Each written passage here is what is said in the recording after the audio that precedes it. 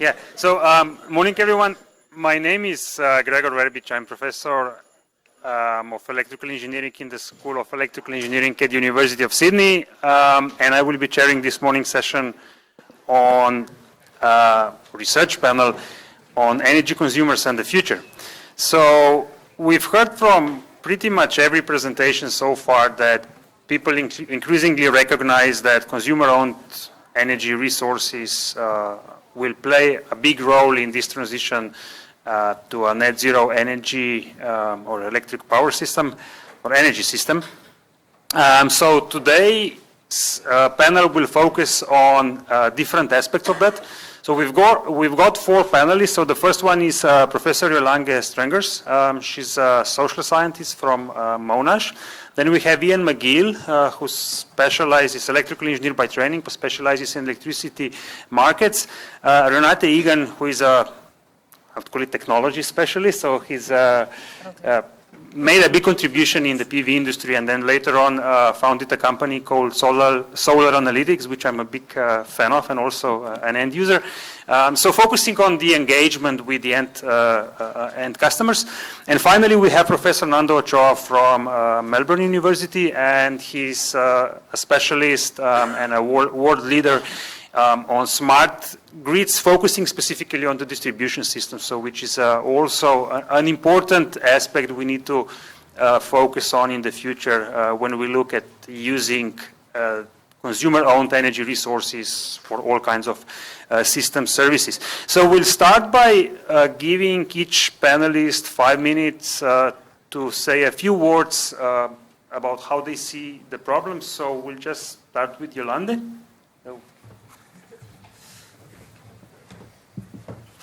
And by the way, if you have any questions, we've got this Menti, so you can post them online, and we'll collect them at the end, or you can just raise your hand and then ask the question. Thanks, Gregor, and thanks for the opportunity to speak today. I'd like to begin by acknowledging the Gadigal people of the Eora Nation and pay my respects to elders, past, present and emerging, and also acknowledge any First Nations people in the room with us today. So, often when we think about energy transitions and energy futures, we ask this question: what does it mean to put consumers at the centre of the transition? And when we start with this question, we often think about how we're going to empower consumers to realise, to accept, to embrace the coming energy transition. I think there's quite a lot of momentum around this in terms of the kinds of tools, the prices, the technology, the engagement that's going to be needed to realise the energy transition. For this panel, I actually want to pose a different question and getting us thinking a bit more broadly about consumers in the future. And that question is, how will people actually live in the future? And this question invites us to consider a much broader range of social transformation that is occurring around us and that has actually always occurred around us. Many of these changes, such as the boom in residential air conditioning in the 90s, have had significant impacts on the energy sector and energy planning in the past, and will continue to do so in the future. So when we ask this question, we can also think about what that might actually mean for energy system and the energy system and forecasted demand. So the kinds of social change I'm talking about here are major shifts such as working from home, mobility services enabled by the gig economy, sea and tree change, climate change disruptions. And of course, some of those are more relevant, as I said, to the energy sector. So we've been exploring this question of how people are going to live in the future in our 4-year Digital Energy Futures project, which is an ARC linkage project together with our partners Energy Consumers Australia, Ausgrid and AusNet Services. And we've been bringing together a huge evidence base looking at industry visions across the energy sector and the technology sector, undertaking in-depth research with households about how they live, how they see their own futures unfolding, and also analysing trends that are occurring right now in terms of working from home, in terms of cooking, in terms of air conditioning, etc., that are going to be relevant for how we forecast our energy futures. I just want to give you one example of these trends, just to kind of bring home the importance of taking this broader perspective at looking at everyday life. So we often talk about home comfort and heating and cooling. And what we've been finding in our research is that there's a real shift going on in Australian households and in society more broadly at the moment, we're not just thinking now about how we keep our homes cool and warm, but also how we maintain healthy and comfortable and safe air. And this has been driven by a lot of environmental and also social trends that are going on, and health trends relating to, for instance, bushfires and increasing smoke during the bushfire season, allergies, asthma, the risk and the concern about infectious diseases. And we've seen that translate into sales of air purifiers, which soared originally during the bushfires of the 2019 and 20 bushfires and have been accelerated by the pandemic. Now, if air purification becomes embedded into air conditioning systems, as is now happening, that could mean a fundamental shift in the kinds of demand profiles that we see in homes and the kinds of ways in which people engage with air technologies in their homes to achieve not just comfort, but this healthy and safe and comfortable air. So we've been putting trends like that together into scenarios for future living, and we're about to release this report it's our final report for the project at Energy Consumers Australia's Foresighting Forum in 2 weeks' time. And we'll be sharing 4 scenarios for the future that are based on this idea of how people are going to live and why that's significant for the energy transition. So in our scenarios, we'll be covering extreme weather events and climate change and how that's going to disrupt the timing of routines, particularly in 2050, demographic, technology and social and economic and environmental trends that are occurring, and of course people's own aspirations, expectations, practices and values, and how that's going to change what they expect from the energy system in the future and how they're going to be living. And of course the anticipated inequities along with that. So there's a little sneak peek of a scenario there on the right-hand side, Creature Comforts, which responds to industry scenarios that suggest that there's going to be a disruptive kind of force coming through with community energy resources, with solar, with EV, with batteries, that are going to, in some cases, mean that people disconnect from the grid and really embrace, their own systems. And in Creature Comforts, we emphasise a different form of technology disruption, one where people embrace consumer electronics, Internet of Things, new appliances, and really embrace kind of all the kind of conveniences, comforts, entertainment and security that the technology industry is promoting to us as a desirable future that's coming, and think about what that's going to mean for energy demand in the residential sector. So I will leave it there. If you want to know more about our projects up, and I hope to kind of pick up on these questions in the panel. Thank you.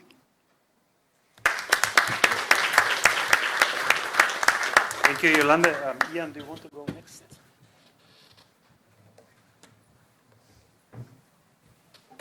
Okay. Thanks, Gregor. Hi, everyone. Day 2 of a conference which has been dominated, I'd say, by discussion around consumers and distributed resources. So what's left to say? Fortunately, plenty. We need so much more work in this space. Okay. Look, at my age, you find yourself looking backwards to look forwards. So I think it's interesting to actually plot the journey of energy consumers across time in the industry. If you go really back to the early days of the electricity industry, it was actually very client-focused, particularly around things like lighting services and running industry. It then became very citizen-focused, and Drew raised aspects of this around things such as rural electrification, the right of citizens to have access to electricity. Damn the cost in some ways. We then sort of moved to consumers, the term we're using now, and that was very linked to large vertically integrated utilities, which basically were able to deliver falling costs through economies of scale, just scaling this thing up. Lots of demand growth, bringing new people in. Cost recovery, definitely. But with socially constructed tariffs, which really began, of course, with rural electrification, electrification more generally. Then back in the microeconomic reform time here in Australia and elsewhere, customers starts to come through. Okay, so now the industry's reforming. There's liberalism, restructuring, deregulation, whatever you want to call it, market-oriented energy pricing, cost-reflective network tariffs, things sort of this. And now, okay, maybe it's partners or competitors, or even deserters. There's a loaded term, isn't there, in terms of the relationship of energy users with the industry.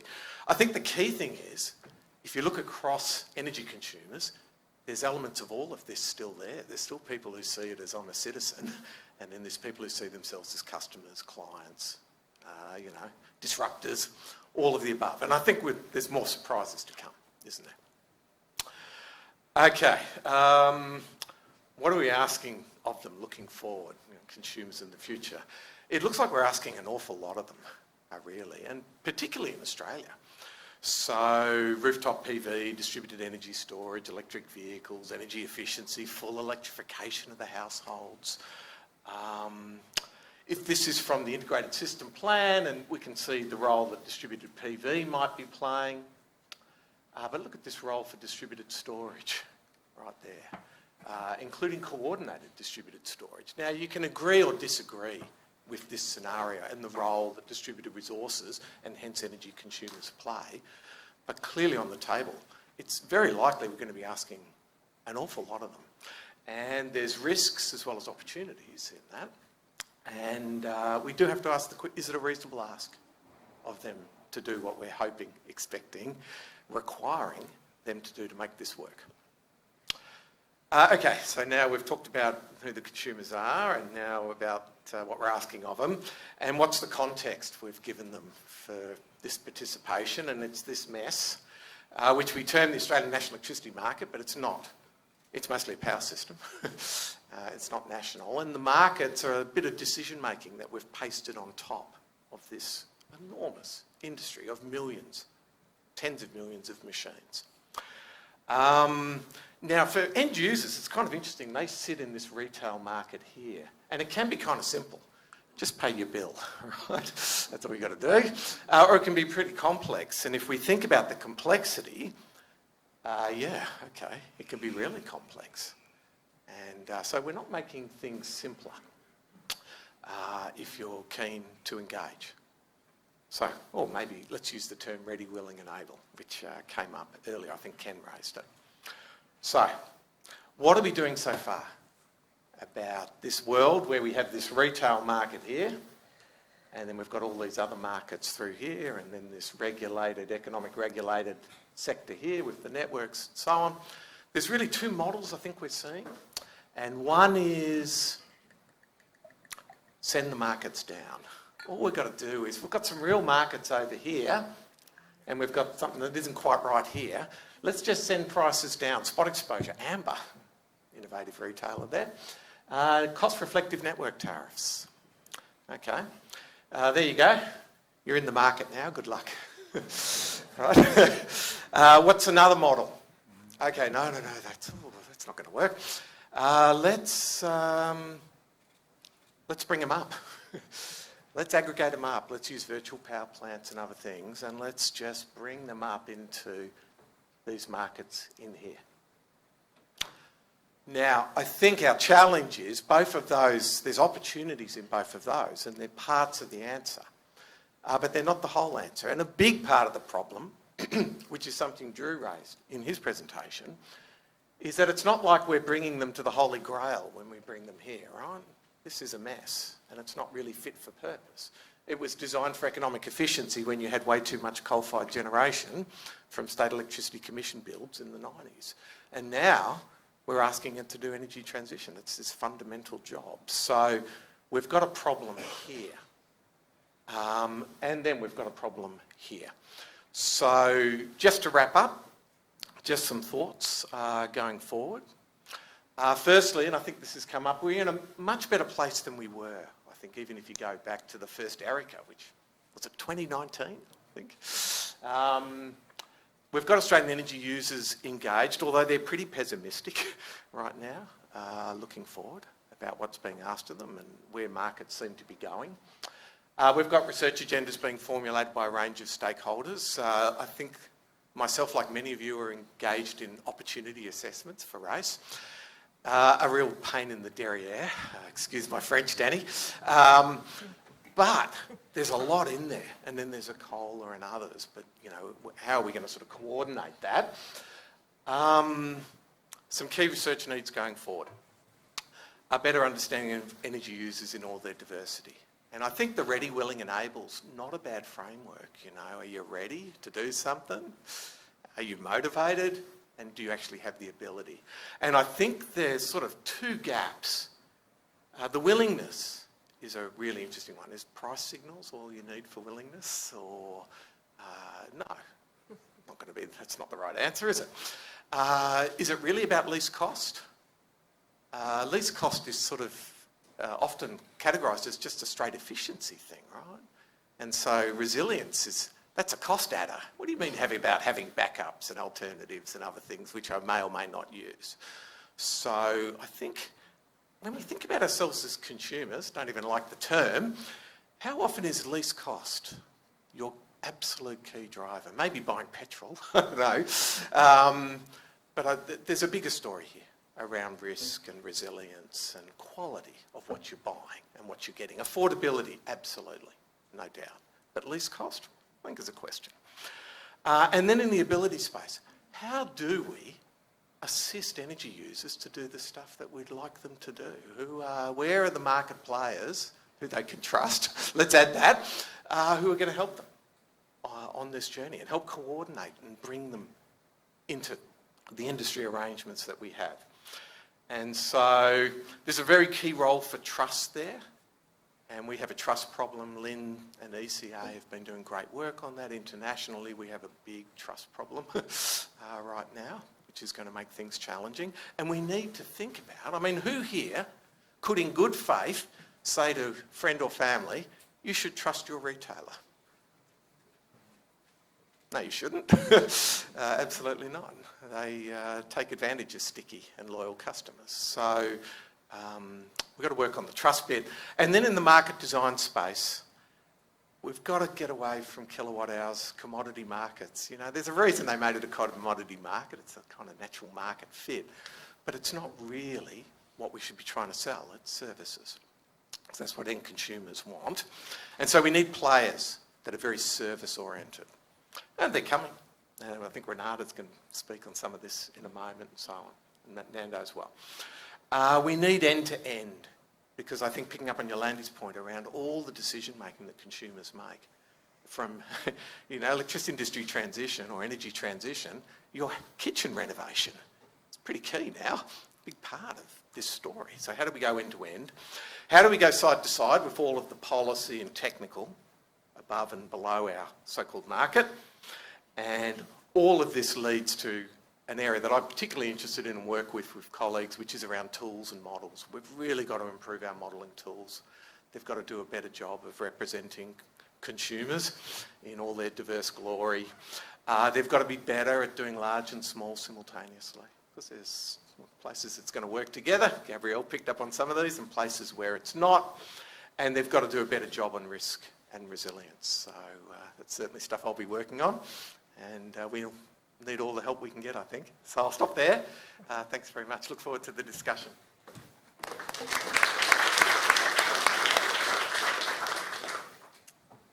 Thanks, Ian. Lots of detail for us to digest and for questions to come later. That's terrific. So I'm Renata Egan, and my day job is a professor at UNSW in solar photovoltaics. But I'm also the co-founder of a startup, or a small, medium enterprise now, called Solar Analytics. We started about 2013 with the vision of providing smart home energy management services to solar homeowners. It started with the challenge that even we as engineers and technologists had with understanding how our solar systems were working. We got an energy output number that you could read off a small display on your inverter, and then the electricity bill. And no further information. Is our solar working as it should? Where are the ways that we can change our behaviours to improve the self-consumption? How much solar were you using? So we built the company based on the vision that we would work with our end consumers, with end consumers as our customers, to try to help them understand how their solar is working and what they can do to make the most of their solar. So now we're providing over 30,000 customers with real-time access to their data on energy generation and consumption. We're using site-specific information to help these customers with decisions on the next steps, whether it's the battery, what battery size suits their particular household, what tariff or retailer choices they have and that works best for their particular energy consumption practices. And for instance, we're also helping South Australian customers with their curtailment requirements as a registered agent. We communicate with our customers through an app and through email updates, and we have learnt some lessons along the way in the last nearly 10 years, and I'm going to share some of those with you. I'm trying not to make this a commercial, wearing my academic hat, I'm trying not to be commercial in this conversation. So Senator McAllister this morning noted that many of our Australian energy consumers are bewildered about the energy transition. And we're trying to solve some of that puzzle, but we learnt very early on that we had to change the way we communicated with them as engineers, with end consumers, because they don't think and talk like us, or policymakers. The language has to change. And we did this by engaging with non-engineers in our product development, so in our market research, in our platform design and in our product development, to ensure that we were actually, and bringing expertise in from outside the energy sector, which has been really helpful in diversifying the way we think, because it makes us think more like the energy consumers.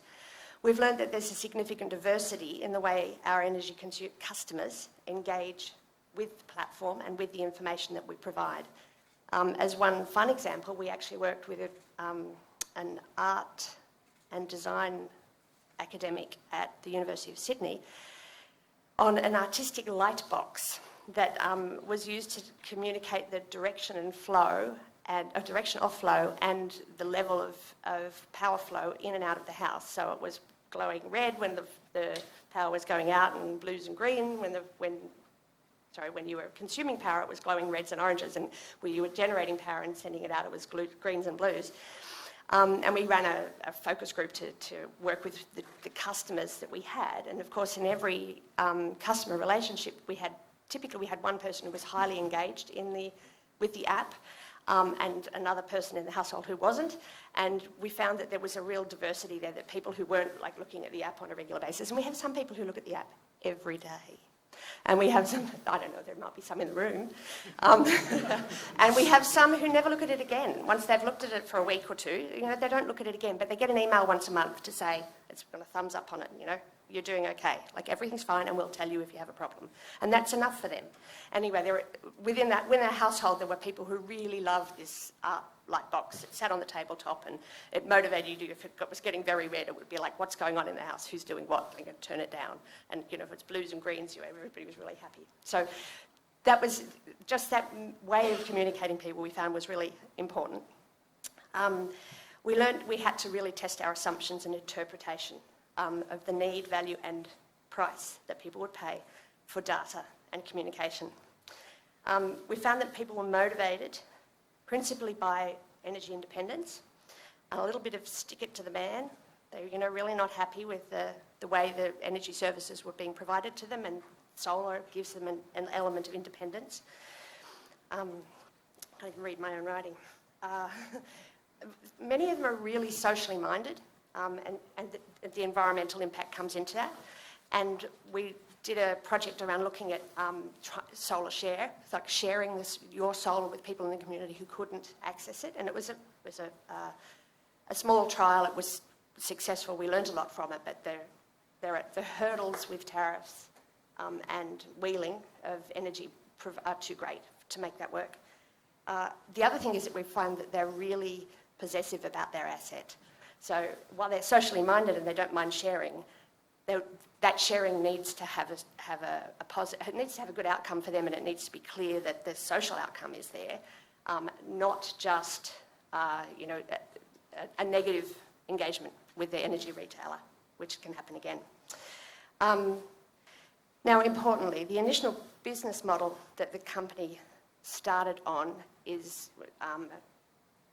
resulted in a premium on the purchase of your solar, and not everybody is prepared to pay. They're all looking for the best value for money, and so we've accessed about 5 or 10% of the market. So we get about 10,000 customers a year, 10 to 20,000 customers a year, engaging with the product. Because of that, because we're only getting a small portion of the market, what we found is also we don't have it's certainly not the average energy consumer anyway, because it's somebody who's proactively invested in solar.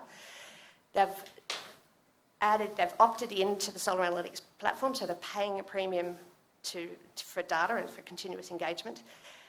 They've typically invested in a better solar installation than most, so we're not actually even surveying all solar installations. So to address this, we've actually recently come up with a product which is a lower cost option, so it'll lower the barrier to market, and I hope that we'll end up with a broader set of energy customers or solar customers. And we've partnered with low-income households and Aboriginal housing programs to try and really engage with the vulnerable consumer end of the market. I want to finish just quickly with an offer, and that is that Solar Analytics is in the business of making the product more attractive to its customers. With over 30,000 customers, we have a huge, and with live energy data, we have a huge data set which has significant value in this energy transition. And you'll have seen some results over the course of this conference, I think, for people who are using the solar analytics data. Gabrielle mentioned it again this morning. I know Ian McGill's used it a lot. So I just want to, so we're making that data available as best we can, as lower cost we can. We're getting smarter about doing that too. It's anonymised data, so we're looking after our end customer in that case, and you don't need to worry about that. So come and talk to me later if you think that there's voltage, frequency, consumption, like all the data, real and reactive power, we have it all, and we're really happy to, given that it's not our business, to make the most of that data to assist the sector. We use it to improve our product. If we can help you to do your job better, then come and talk to us. Thanks.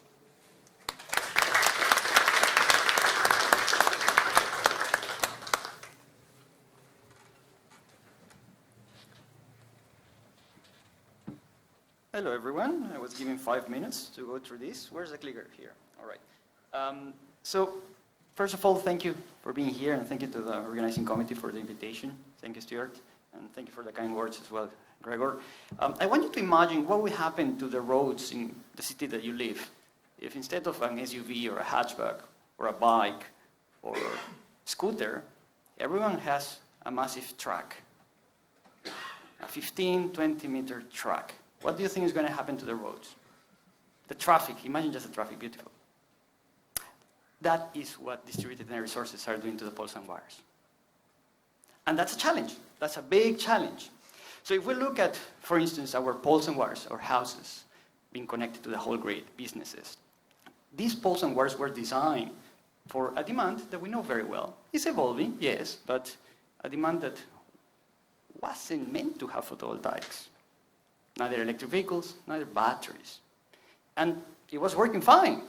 At the moment that we have those photovoltaics, for instance, on a Wednesday, where people decide to go to the office because now we work from home as well, right? So the fridge is on, not much. All this generation for the same neighborhood happens simultaneously because the sun shines to everyone simultaneously, which is great. And it goes back to the grid. This is what we call reverse power flows. And if it is a few houses, there's nothing wrong with that. But if it is lots of houses, lots of neighborhoods, then we have some technical challenges for the poles and wires, right? We talk about voltages, we talk about currents exceeding the thermal limits of those assets. And that is a challenge for what we call the distribution companies, or here in Australia, the distribution network service providers, the NSPs.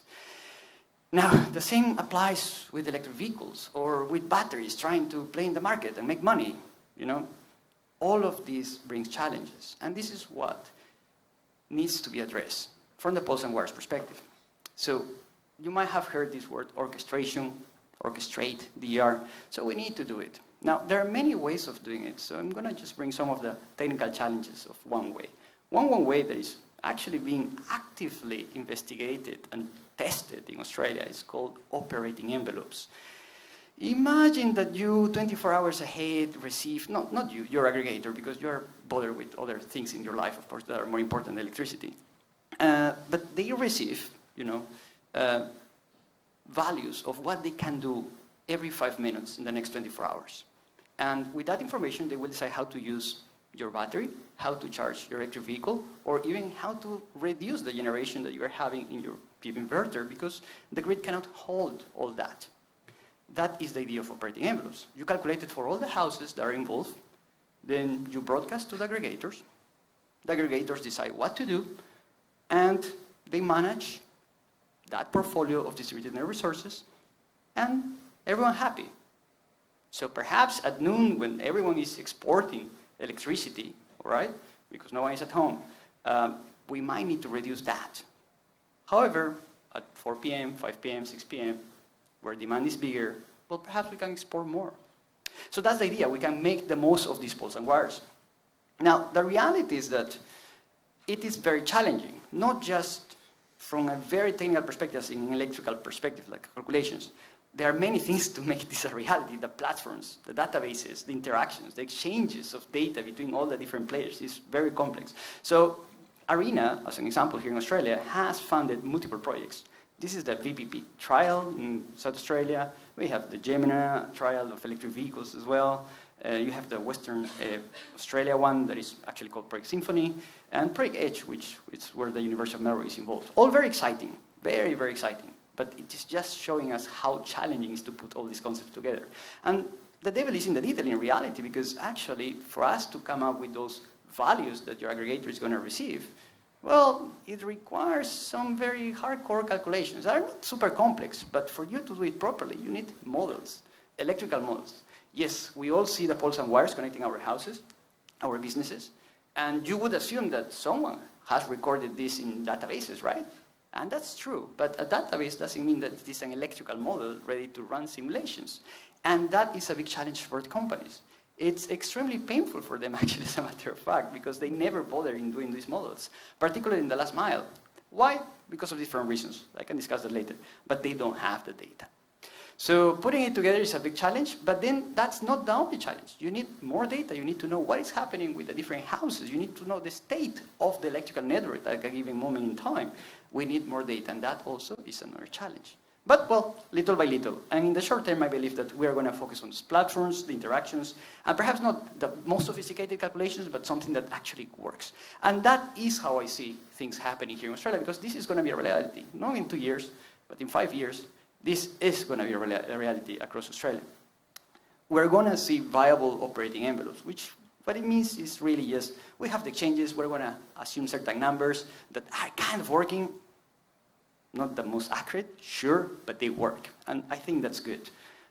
Then we're going to move to what I call the mature operating envelopes, with better models, which means more accurate things. We're going to really try to capture fairness among the different houses as well, because of different aspects.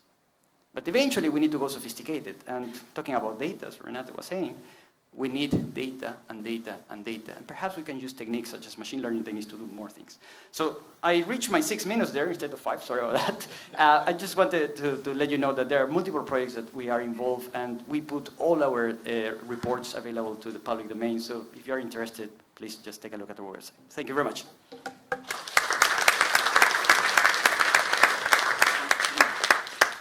Thank you, everyone. I don't know where to start. Do we have any questions from the audience, or maybe on Menti? And maybe start with one. So instead of looking at a snapshot of the system today, try imagine the future, let's say 30 years from now. So all coal-fired generation gone, maybe some gas generation left. Most generation will be zero marginal cost, and you have this massive flexible resource sitting behind the meter. So how would you design the market given that information? I don't think you would do it the same way the market is designed today. So just a thought exercise to get you thinking. And maybe I had a chat with Ian before this session. So I'll maybe start with asking Ian, so what is your take on that? So if you were given the task of designing the market, given the reality in 2050, how would you do it? Oh, thanks. Carefully. Look, I think there's a lot of questions where we don't have answers to, and certainly the Australian national electricity market and many markets at the wholesale level have been based on the idea of marginal cost pricing. So you stick lots of wind and solar in with very low, perhaps zero marginal costs. Of course, you might have an energy crisis as they've had in Europe, and suddenly the marginal gas-fired generation is incredibly high cost. And so we're seeing the idea of marginal cost wholesale markets sort of assaulted on both sides. And, you know, scarcity pricing or gas market shenanigan pricing at some times, and then zero marginal cost at others. And I think one thing I'd flag is obviously markets kind of have two jobs. Their job right now, AEMO's key job right now, is keep the lights on over the next seconds through to sort of 5 minutes and beyond. So it's an operational role. But they're supposedly also meant to have an investment role, aren't they? And so it's very challenging actually to do both those things. In theory, marginal cost pricing does both. In practice, maybe not. And it's interesting to think that actually, if we look at investment, the national electricity market as currently designed has probably delivered very little investment as a market. It's been policy. It's been all the renewables investment, okay, there was renewables policy. Some of the gas-fired generation, we had a carbon price for a while, you know, or state government corporations driving investments. So it's certainly going to look different. I don't know how it's going to look. And then again, consumer resources just then completely complicate that picture more, because now your market's trying to coordinate millions of participants. So I think we can safely say it doesn't look a lot like it does now. But there's so much work to be done. So I kind of dodged the question, didn't I? But that's the best I can do. Thank you, Ian. So maybe I'll continue by asking Yolande, maybe provide a bit of a context first. So now imagine that we have, I don't know how many, 20 million cars on the road in Australia. So imagine that every car is electric, and multiply that by, I don't know, 50 kilowatt hours, which is a typical or even more battery capacity. And you do the numbers and you get a massive storage resource available to provide system services. And you can add to that stationary batteries, other flexibility. So what I'm hinting to is that given that most of the supply will be variable, so wind and solar, and the question is how you balance the system, because you know we have to balance supply and demand at real times. But on the other, behind the meter side of the system, you have this flexible resource. So if you are somehow able to directly control it, then operating a system is not such a big deal. But what would customers say to that? So Yolande, do you have any thoughts on that? You're posing all the big questions today, Gregor. Look, in our Digital Energy Futures project, we have been doing extensive research on EVs and how people imagine using them in the future. And actually, Dr. Hannah Korsmeier, who's here today, has been a key researcher on that piece of work. So I would say there's a couple of things that are perhaps not kind of in the mainstream thinking at the moment. One would be that we found there was a very strong kind of correlation between how people think about charging digital devices now, so things like laptops, iPads, iPhones, or any device with a battery pack, and how they anticipate charging an EV. So any concerns that consumers have about battery life, or how to care for a battery, or what it means to own a battery, are translating into their understandings of how they think they will charge an EV. So when we think about what kind of understanding and education do we need to equip consumers with, that kind of understanding of, you know, what batteries mean in people's lives helps us design perhaps a different type of communication that might be required. You know, often we think about communication around energy as being giving people energy information, but actually we may be needing to give them information about understandings of something completely different. And the other thing I would add about EVs that came through in our research quite strongly is that we looked a lot at how extreme weather events in the coming years, particularly climate predictions for 2050, are going to change people's everyday routines. And they told us that they anticipated getting up earlier in the morning, maybe staying up later at night, institutional routines potentially shifting around work, around school, so that they were perhaps home during the middle of the day, and maybe even having an afternoon siesta like the Spanish. And so all of these, you know, when you put what is actually the lived reality of extreme weather together with, you know, what that's going to mean for our routines, that again changes and has implications for mobility patterns. So that it changes when those EVs are going to be on the road and when they're going to be in people's homes and when they're going to be in businesses and schools. And that's all really important information for this sector, I think, to understand, you know, where and when charging might be able to occur in the future. Yeah, Renate? That's right. I want to add to this, and I'd love to hear from the audience if their experience is any different. But my recollection of what happened in the Bruny Island trial, which was an early trial where there was support for battery deployment on where Bruny Island at the end of a skinny grid. There's a summer holiday location, so most of the year has no demand, and then boom, it goes crazy. So people were supported in putting in a battery. Very early on, so batteries were $20,000 and they maybe got half of it paid for. But they paid $10,000 for their battery, right? And they knew they were signing up to a trial which was a shared resource activity. But boy, there was some disgruntlement when they lost, when their power was drawn down, when they were prepared. They are home, my battery, I paid $10,000 for it. And now my resilience is affected by the fact that somebody else is unprepared further down the road or consuming more energy. So there was this ownership thing, which I think is going to be very true also with car batteries. Like, why am I supporting the grid? Why is the grid not, you know, able to look after itself? So there's that real personal ownership piece, and we see it in some of the solar analytics data as well. So I'd love to know if there's any other reverse case studies where people are really embracing the VPP and ready to give up everything for the benefit of the social good. So I think that the other case study or the other use case that I'm aware of is, I think it's Guangzhou in China, who for now, like 5 years or more, have electrified their bus system. And they have these walls of batteries which are forever being charged and discharged, and they're connected to the grid.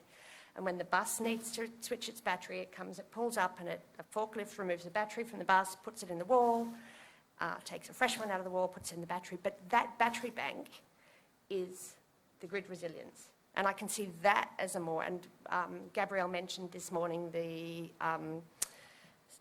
garbage trucks as a backup in extreme circumstances. I can see that sort of shared infrastructure, council infrastructure or state infrastructure being the reserve much earlier than, like, you know, than consumers volunteering their precious assets. They invest in these assets for their own resilience mostly. People are really quite selfish in this respect. So that's my take on it anyway. Yep. Happy to hear of any. I'd love to hear, you know, that you know, whatever counter evidence. Yep, so there's a question from the audience. Oh, actually, there's two. Thank you for a great panel. Alex Hakim from Griffith University. I got a couple of questions, actually. I'll start with a specific one to Renate. Renate, in solar analytics platforms, you rely mostly on more modern solar systems. But, you know, in places like Queensland, there are old ones which were tied up with 44 cents tariff, feed-in tariff subsidies. So the behavioral pattern, the efficient behavioral pattern from a consumer point of view will be very different if you're a household there, for example. You know, if you're exporting with 44 cents plus, obviously you'll be shifting your consumption at the peak times and, you know, doing those sort of stuff. Did you ever come across, have you been able to capture those differences in behavioral dynamics, or you can't just, because the old system, you just can't tap into it? Of our customer base is predominantly new systems. Retrofitting is, we've tried it, it's a challenge. Again, it's there's the cost of, there's a hardware cost, there's a rollout, got to get a technician to go out on site and come back. So it turns out that retrofits are actually quite expensive. So we haven't got a lot of pre-20, and our numbers escalate over years, right? So, initially, for our first 5 years, we probably had 10,000 customers, and then we've grown significantly since then. So no, I think the answer is no, but it's also really now quite a small part of the entire market. I don't think anybody's offering any substantial feed-in tariffs anymore as incentives. And I don't know how long the 44 cents lasts. 2028. 2028, okay. So it's actually, I think it's a small part of the challenge, and that the opportunity is elsewhere. So we won't be pursuing it. That's good. And a more generic question to everyone, right? So, when I come to a conference and I listen about consumers, there are lots of focus about prosumers. So, people getting into it, getting excited about tracking their consumption, trading, things like that. But the broader question from a system point of view, are we overestimating really consumer activism?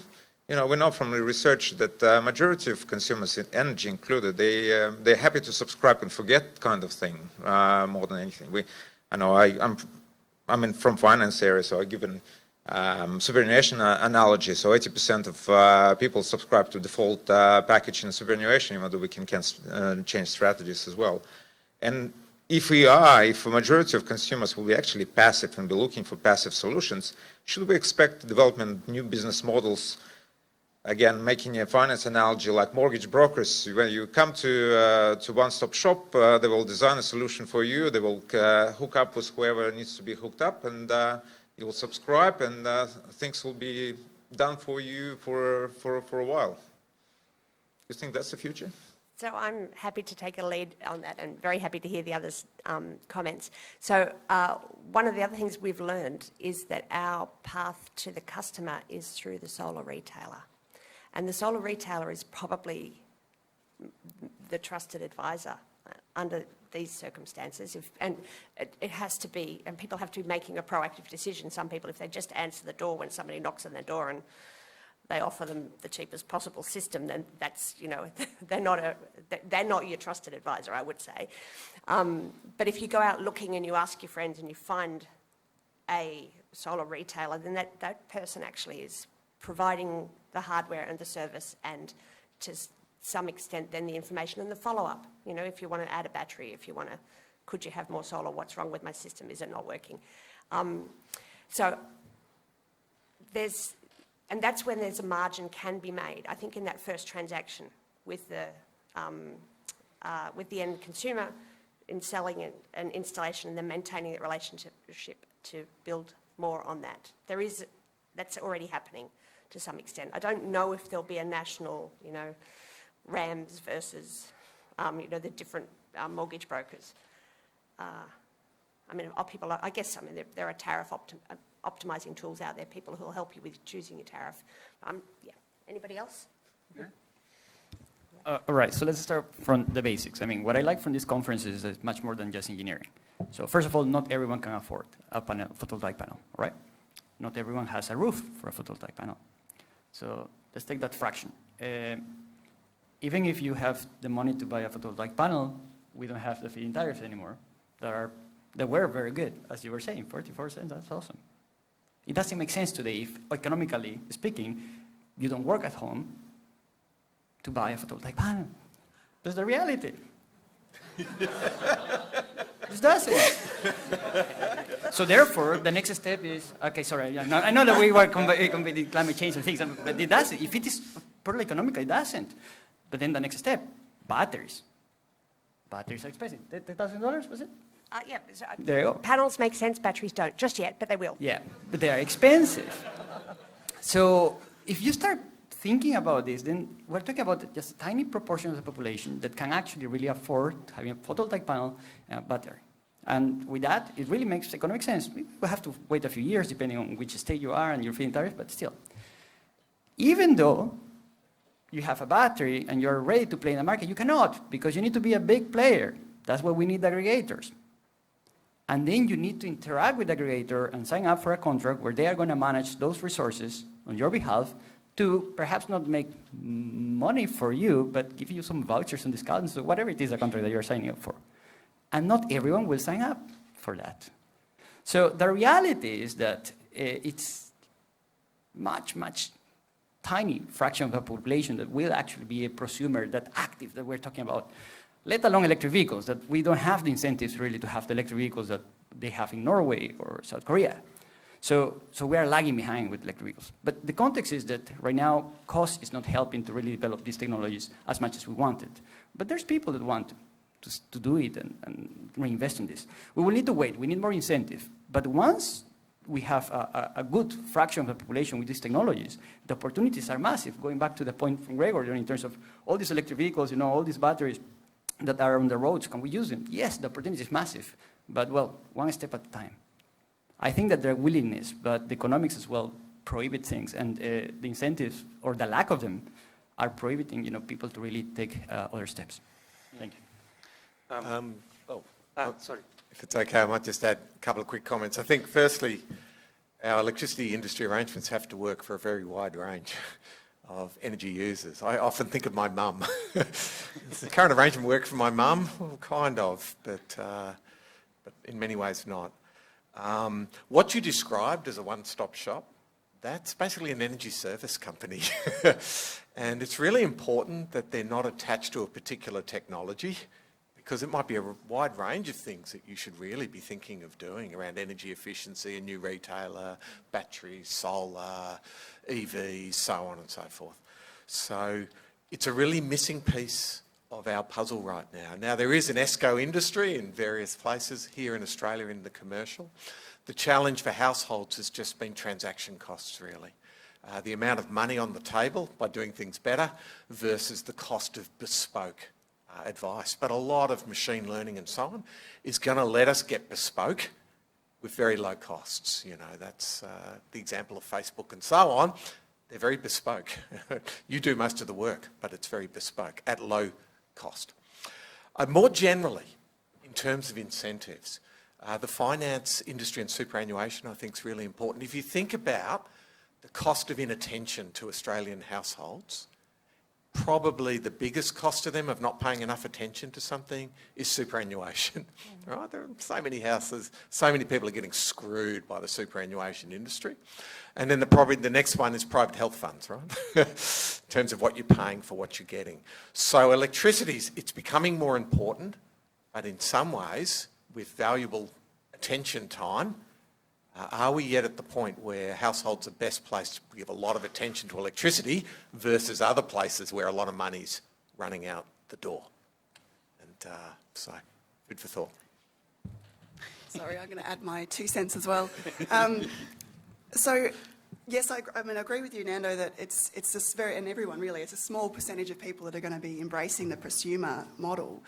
And I would say that equally, the same thing is true for the set and forget model, the idea that everyone's just kind of going to let automation and technology take over. And I think we actually really need to get away from this binary thinking of there's going to be either a super active consumer that's going to engage in all the energy tools in the market the way we anticipate, or the passive consumer that just wants technology to take care of everything for them, and head more towards something that Lynn said yesterday in her speech about we need a system that enables diverse forms of participation and enables and caters for diverse motivations.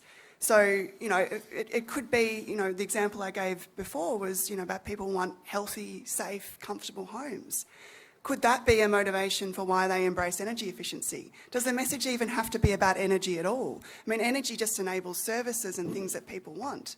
So people don't have to take action towards the energy transition by being engaged in energy as a service, as a market, as a concept. They don't have to necessarily even be literate in energy to make steps that support the transition. And they don't have to be economically motivated by a market in order to say, I've got, a motivation around wanting to be socially responsible for a shared asset that is our electricity grid. So it's about kind of tapping into all the different reasons why people might get involved in an energy transition rather than kind of coming at people with these kind of very clearly defined parameters around, either you're a prosumer or you're set and forget, and kind of excluding all these other potential opportunities around us. So I think we had a question from the audience. Thanks very much. That was the perfect seg to my question, actually, Yolande. My name's Declan Cush. I'm from University of New South Wales and Western Sydney Uni. Just wanted to push you a little bit further on that, Yolande. I understand the ISP documents, AMO, has some projections on the amount of controlled DER that's going to come into the network. I understand that they have some numbers around that at the moment, and it sits at less than 15% of the total batteries that have any kind of third-party control. So just, I guess, a bit of dissonance between some of the discussions this morning and yesterday that speak to these forms of diverse participation that are needed. It's lovely to speculate about what a frictionless kind of suburb that's interconnected might look like, but it seems like the reality is going in the opposite direction, perhaps towards the kinds of creature comfort, isolated models, protective models that you're talking about. So just from your scenario planning and looking across the different kinds of participation that are likely, do you think that number's going to go up? And if so, what sorts of mechanisms are going to be needed and institutional designs are going to be needed to enable that? And, as Ian, I think, beautifully articulated, we have a form of consumer that is a product of the institutions that we have built. So, Thanks, Declan. I mean, I can start on that and then maybe throw over. So look, in the scenario planning that we've been doing with the Digital Energy Futures project, we've been engaging directly with scenarios that assume a high level of automation and control of energy technologies, but also of appliances and other devices in the home. Our research shows that is not what people anticipate that the future will hold for them, that most people expect that they will be able to tailor systems to suit their own homes and to override systems in particular circumstances. So in one of our scenarios, there's actually a new peak created called the override peak, which is a scenario that occurs when there's, say, an extreme weather arriving. People know there's the potential for disruption, not just to energy, but to all facets of everyday life. And so they override the automation in their energy system to charge devices and kind of, set them, which is what we often already do now, if we know that there's any kind of disruption occurring, so to kind of bank up all of our resources, all of our car battery, our whatever it is that we need to charge to ensure we're ready for that anticipated disruption. Now, I don't think that's necessarily something that is a doomsday scenario for the energy sector. I think that's really important knowledge to have, because once we kind of have this anticipated reaction that's more based on, I guess, reality of what people might do, we can start to plan for that and to think about what interventions could the industry, start to think about now that could potentially, provide some way of mitigating against that override peak, or what other kinds of forms of automation could we plan for now that could allow people to have a tailored system with some control. Because that actually, if that's what people say they most desire, then that's also going to have the greatest uptake and the greatest kind of rate of acceptance or usage within the consumer kind of sector. So I think there's opportunities there as well as warning signs. It's just a matter of kind of listening to what consumers are saying they want to do with automation in the future to enable us to plan for that as we prepare for that future. I think we have time for one more question from the audience, Chris.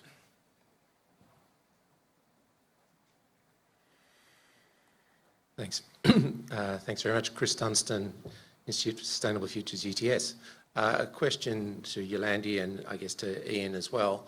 I've noticed that over the last day and a half, I don't think I've seen any analysis or much discussion about what the impact of this transition is for customers' bills.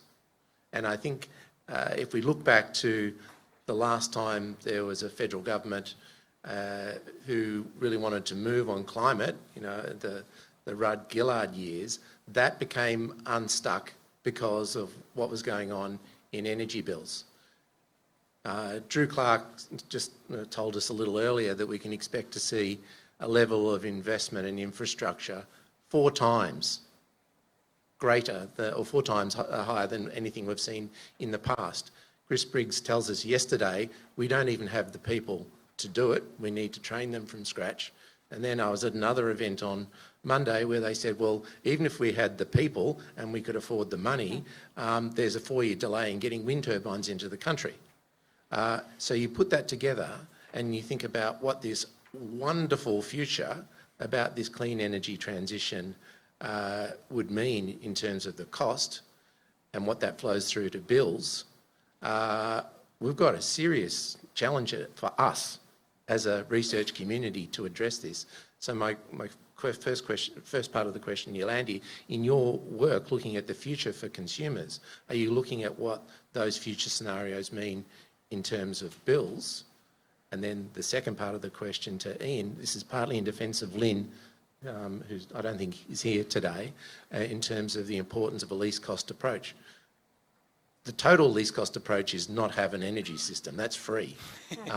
Least cost does not mean we just minimise costs and forget everything else. If you look at the tradition of least cost planning and the principles of least cost, it's how do you achieve what customers want, what society wants at the least cost. And in the context that we're in now, I think that's enormously important. So if you could maybe respond to those two. Thanks.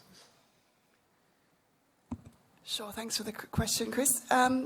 So in the scenarios that we've developed, we look more at cost of living rather than bills.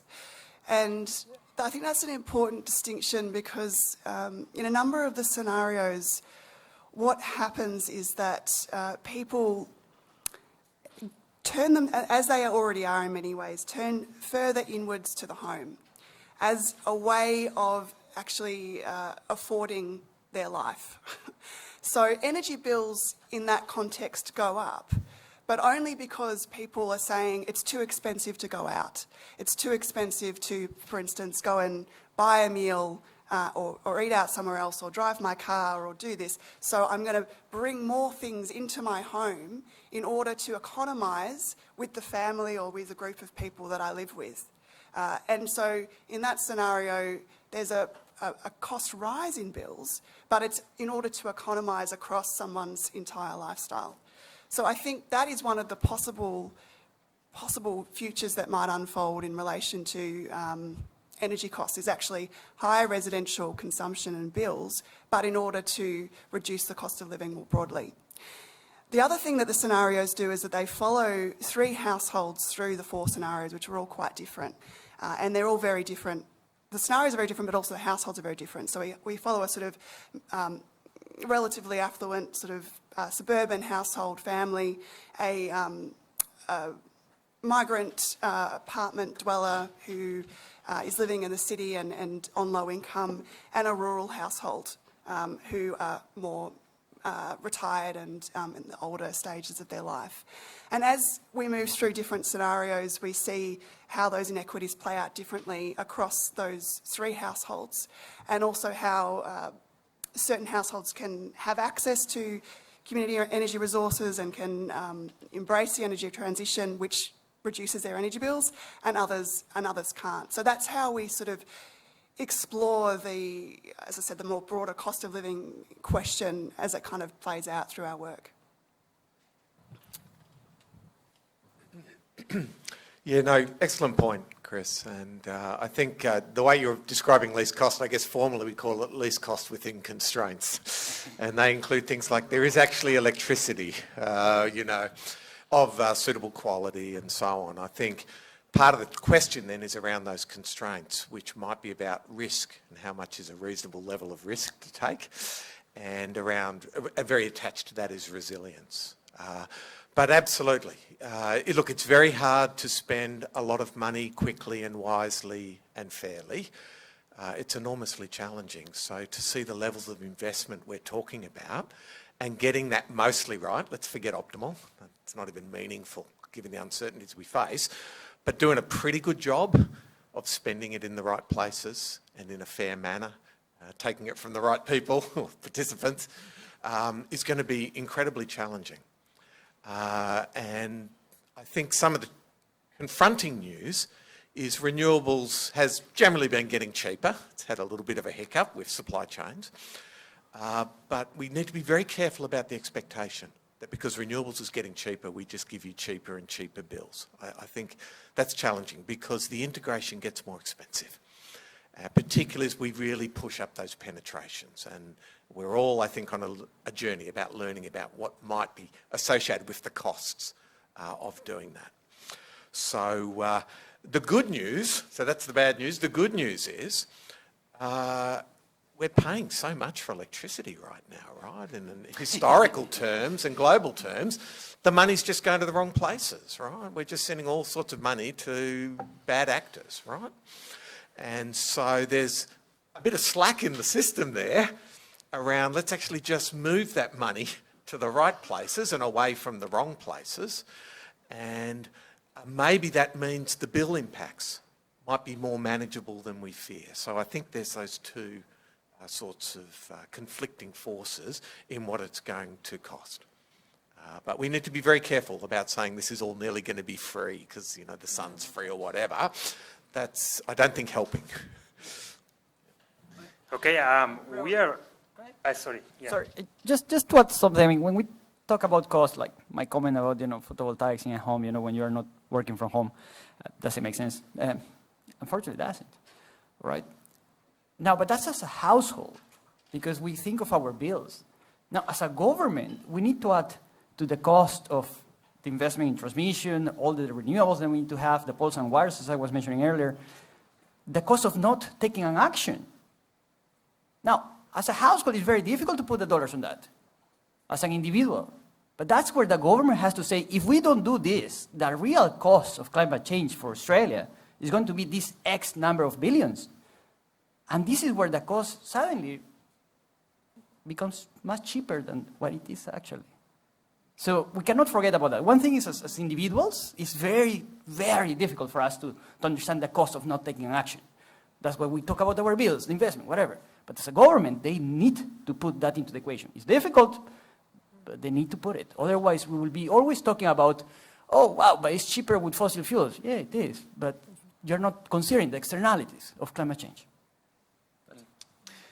Okay, thanks everyone. We are over time already, so I guess that was an interesting discussion. So I encourage you to continue the discussion during the break. Now we have 4 parallel sessions, so I guess it's in the adjacent room. So thank you very much, everyone.